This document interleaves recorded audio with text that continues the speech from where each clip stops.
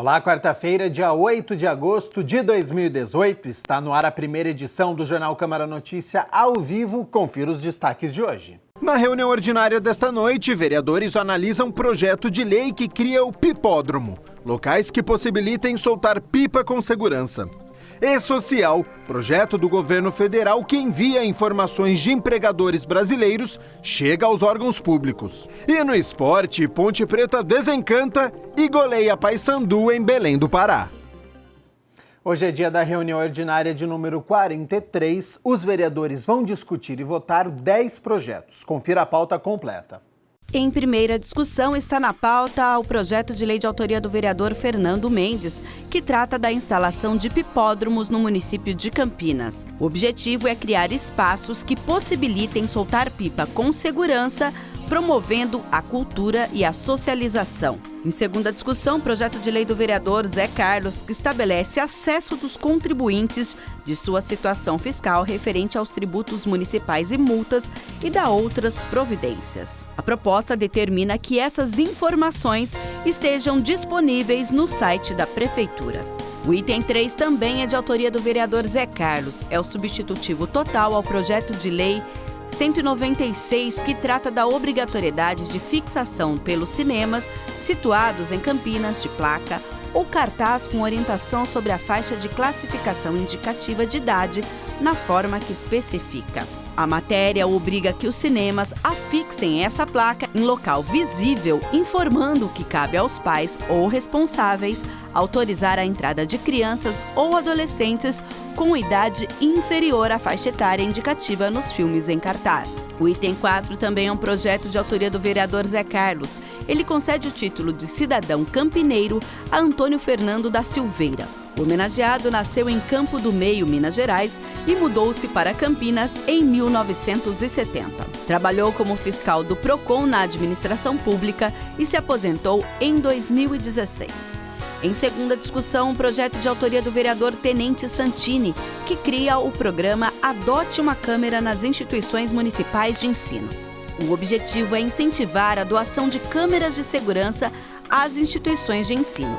Em contrapartida, aqueles que aderirem ao programa poderão divulgar por meio de propaganda institucional e nos termos da legislação em vigor. De autoria do vereador Carmo Luiz, está na pauta o projeto que concede o diploma de mérito médico Dr. Roberto Maia Rocha Brito ao Dr. Leonardo Augusto dos Santos Araújo Rocha.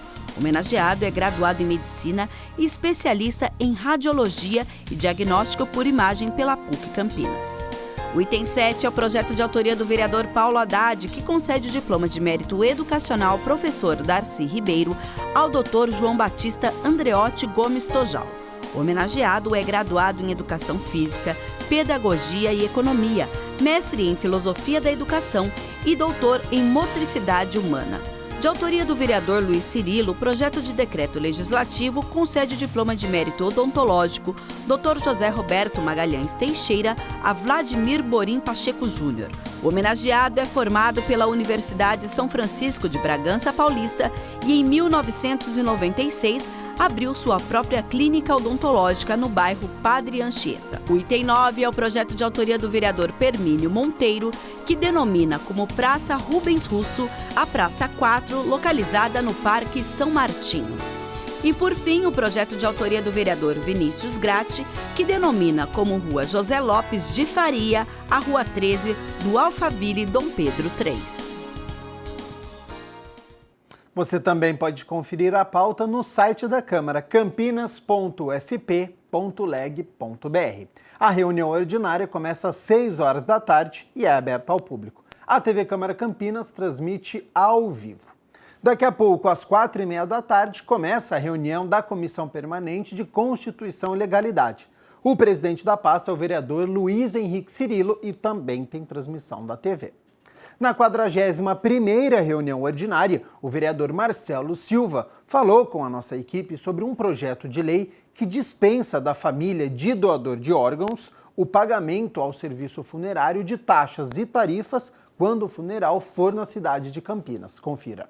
Com o objetivo de promover a doação de órgãos em Campinas, o vereador Marcelo Silva protocolou um projeto de lei que visa criar isenção funeral. Verificamos junto à imprensa do Brasil e até mundial a taxa, né, de 1 milhão de pessoas para apenas 16 doadores. Então, em cima desses dados, nós pensamos esse projeto que visa aí um pouco estimular, né, e entender um pouco como é que funciona essa doação de órgãos, que muitas vezes não, na maioria das vezes é vital para uma pessoa que está esperando há anos na fila, né? O vereador comentou a situação no país. Nós sabemos que o Brasil hoje tem uma fila de aproximadamente 40 mil pessoas à espera, então, ou seja, vamos salvar vidas. O parlamentar deu detalhes da abrangência do projeto. De qualquer renda, independente da classe A até a classe D. O que a gente quer é justamente informar as pessoas da importância da doação de órgãos, que muitas vezes vai salvar vidas.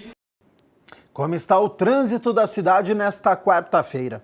Vamos conferir pelas câmeras da Sincamp, a Central Integrada de Monitoramento de Campinas. Primeiro a João Boy do Lopes, estamos vendo aí trânsito fluindo nesta quarta-feira, horário do almoço, né, transporte público. E aí a gente está vendo o centro de Campinas, Moraes Salles ali, com a Glicério, o trânsito também está fluindo no centro de Campinas. A gente já viu, então, a João Boy do Lopes nos dois sentidos, deu para ver que o trânsito estava fluindo. E no centro de Campinas, por enquanto, tranquilo ali na Moraes Salles. A Elecamp, Escola do Legislativo, promoveu um dia inteiro de palestras sobre o E-Social, um projeto do governo federal que unifica informações de empregados. Um ciclo de palestras realizado no plenário da Câmara de Campinas durante toda essa terça-feira, 7 de agosto, apresentou aos órgãos públicos os principais pontos do E-Social. O evento, promovido pela Elecamp, Escola de Governo do Legislativo Campineiro, teve o objetivo de esclarecer aos servidores envolvidos na implantação do projeto os procedimentos que terão de seguir para o início da atualização nos seus respectivos órgãos. O E-Social é um projeto do governo federal que unifica o envio de informações pelo empregador em relação aos seus empregados. Os dados do trabalhador devem estar sempre atualizados no sistema E-Social. Dados pessoais, endereço, salário, dependentes, entre outras, porque essas informações alimentam o banco de dados para futuros benefícios do trabalhador, como, por exemplo, o salário maternidade, a aposentadoria. Boa parte da população já conhece o E-Social desde 2015, por conta da obrigatoriedade do recolhimento do FGTS, o Fundo de Garantia, dos empregados domésticos. E agora, a partir de janeiro de 2019, irá também atingir todos os órgãos públicos, seja no âmbito estadual, municipal e federal. E o impacto é essa mudança de cultura que, por um lado, hoje, ele já presta essas informações por meio do envio de RAIS, por meio do envio da DIF, que é a Declaração de Informações acerca da retenção do imposto de renda, e por meio de GFIP. Então, para os órgãos públicos, eles irão, a partir de janeiro, prestar as informações ao E-Social, mas, por outro lado, eles também vão deixar de prestar essas informações que atualmente ele envia por meio do envio desses outros formulários, desses outros documentos. Partilha de bens após a separação. Este é o assunto de hoje do quadro Como Eu Faço.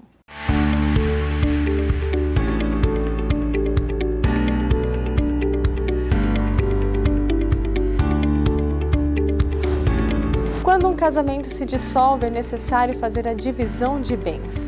Veja no Como Eu Faço como a partilha de bens deve ser feita. A partilha de bens, em geral, ela vem a partir do divórcio. Né? Não necessariamente precisa existir junto com o divórcio, ela pode ser realizada posteriormente, mas vai ser a partilha de bens adquiridos na constância do casamento e que a partir do divórcio é necessário se definir quem vai ser o proprietário, doravante, né, desse patrimônio. A partilha de bens, ela está muito atrelada ao regime de bens que o casamento vai ter. Hoje ele pode ser escolhido, nós temos um Código Civil que traz 4 formatos.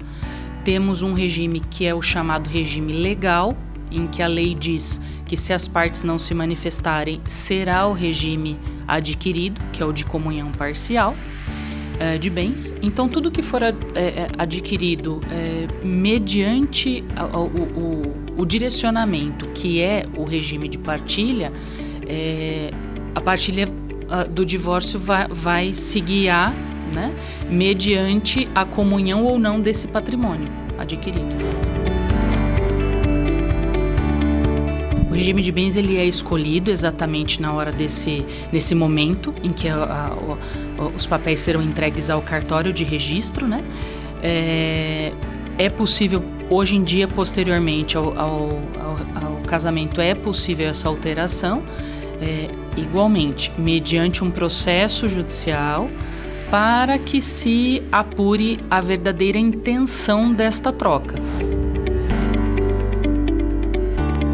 Os documentos necessários também serão aqueles que comprovem essa propriedade.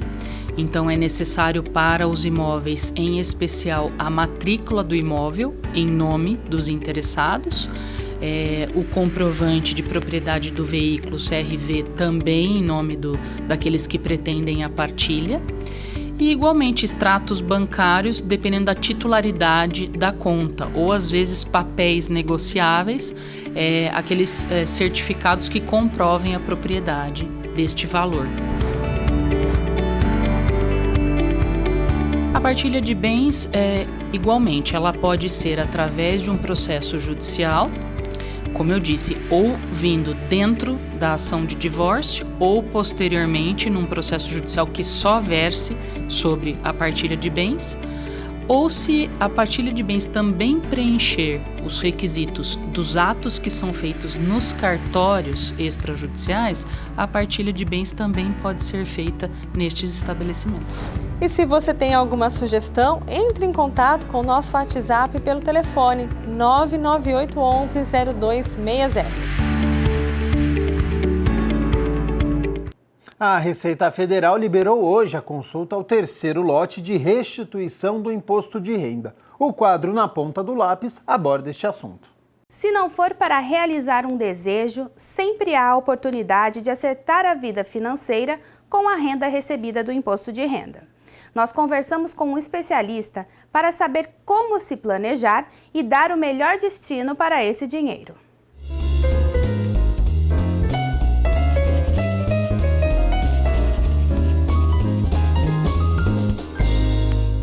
O melhor cenário, a melhor coisa sempre é você ver a restituição do imposto de renda. O melhor cenário é você poupar, ok? Mas se você tem dívida, a segunda melhor coisa é você usar isso para diminuir a sua dívida. De novo, o Brasil é um país que ter dívida não é nunca um bom negócio. Então, quanto menos endividado você ficar, melhor para você. Então, o ideal é que você use esse dinheiro para quitar parte da dívida e assim você vai pagar menos juros.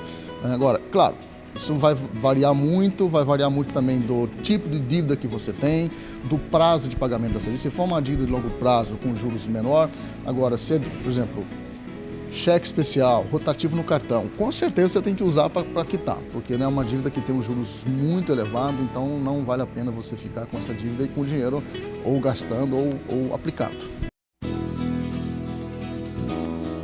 Investir sempre é uma boa estratégia, né? Se você não quer gastar, não tem interesse. Agora, onde investir depende muito do valor que você tem, certo? Quanto maior o valor, mais são as opções para a pessoa buscar maior rentabilidade. Então, na hora de investir, tem que buscar. Aí depende do que a pessoa... investimentos tem que pensar em 3 variáveis, né? Retorno, risco e liquidez. Se é uma coisa para longo prazo, então você não precisa se preocupar, por exemplo, de repente comprar ações de uma empresa que tende a valorizar no longo prazo seja uma boa alternativa. Se você prefere liquidez, ou seja, você vai precisar do dinheiro daqui 3, 4 meses, então de repente você vai abrir mão um pouco de rendimento, mas, por exemplo, pegar um investimento tipo uma poupança que tem uma liquidez maior, né? Então, se você a melhor alternativa sempre, ainda mais num cenário de crise, que você não sabe o que acontece amanhã, Então o cenário de crise é um cenário que o risco de perder o emprego é grande, o risco de você, se você é empresário, o risco de você perder receita é muito grande. Então nesse cenário, precaução sempre é uma boa estratégia. Então guardar o dinheiro sim, é uma boa estratégia. Agora, a questão onde? Né? E aí depende muito das suas prioridades. Né? Pensar sempre em dividir e colocar o seu dinheiro pensando nessas 3 variáveis: liquidez, o risco e a rentabilidade. De qualquer forma, o planejamento é sempre a melhor escolha. O nosso quadro fica por aqui. Até a próxima!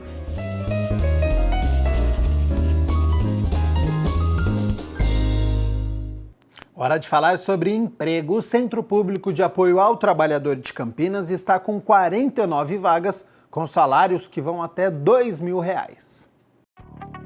Cabista com CNH-B, chefe de serviço de limpeza para o período noturno, consultor de vendas com CNH A ou B e com veículo, costureira de máquinas industriais, motorista carreteiro com CNH E e com 60 meses de habilitação, motorista carreteiro com experiência comprovada em carteira de trabalho, motorista de caminhão com CNH-D, motorista de caminhão para trio elétrico com experiência em sonorização e CNH-D, repositor em supermercado com experiência comprovada na função.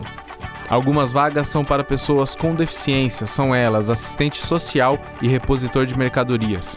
Vale ressaltar que as vagas sofrem alteração ao longo do dia, então é bom ficar atento ao site cepat.campinas.sp.gov.br/vagas. Para concorrer a uma delas, é necessário levar o currículo com RG, CPF, carteira de trabalho e número do PIS a uma das unidades do CEPAT. A unidade do centro fica na Avenida Campos Sales 427. Já a do Ouro Verde está localizada na Rua Armando Frederico Renganeschi 197, no Jardim Cristina. E a do Campo Grande fica na Rua Manuel Machado Pereira 902.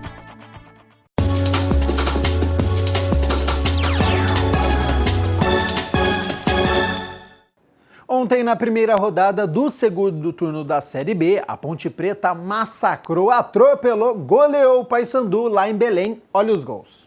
Logo aos 16 minutos da etapa inicial, após cruzamento, o zagueiro Edmar tirou nos pés de Natan. E com a parte interna da chuteira, o volante acertou um belo chute. 1-0 Ponte e porteira aberta. Aos 34 minutos, Yuri recebeu o lançamento de Renan Fonseca. Tocou na medida para o atacante Júnior Santos. Chutar com vontade, firme e forte, 2-0 Macaca. Veio o segundo tempo e o baile continuou. Logo aos 3 minutos, após cruzamento, Júnior Santos, entre os zagueiros do Paysandu, cabeceou para o fundo das redes, 3-0 e tinha mais. Após cruzamento da direita, a zaga do Papão ficou paralisada. Todos assistindo o quarto gol da Macaca. Yuri, cara a cara, não desperdiçou. Final, Paysandu 0, Ponte Preta 1, 2, 3, 4.